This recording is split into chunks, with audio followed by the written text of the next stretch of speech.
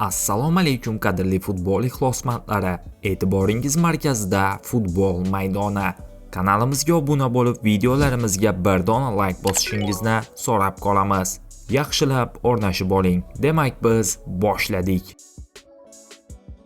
O'zbekiston milliy terma jamoasi yetakchilari Eldor Shomurodov va Abbosbek Fayzullayev Turkiya chempionatining yangi mavsumini g'alaba bilan boshladi.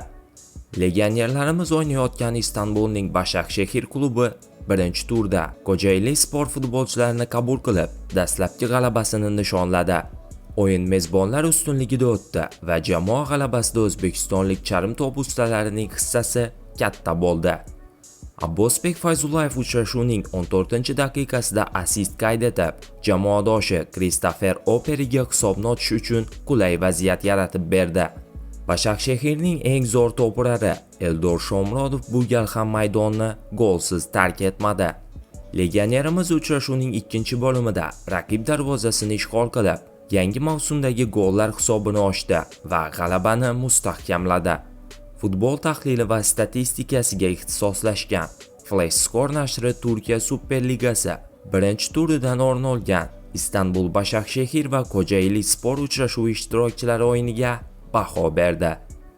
Istanbul jamoasining 2-0 hisobdagi g'alabasiga muhim rol o'ynagan O'zbekiston milliy terma jamoasi hujumchisi Eldor Shomurodov 8.3 ball bilan baholandi. Mavsumni assist bilan boshlagan Abbosbek Fayzullayev nufuzli manba ekspertlari tomonidan 7.6 ballga loyiq topildi. Eslatib o'tamiz, chempionatni 2-0 hisobdagi g'alaba bilan boshlagan Başakşehir keyingi turda Trabzonspor jamoasi mehmoni bo'ladi. Bu uchrashuv 23 avgust kuni o'tkaziladi. Legionerlarimizga omad tilab qolamiz. Bugungi dasturimiz shundan iborat edi. Video sizga ma'qul kelgan bo'lsa, bir dona like bosib, kanalimizga obuna bo'lishingizni so'rab qolamiz. E'tiboringiz uchun katta rahmat. Bizni kuzatishda davom eting.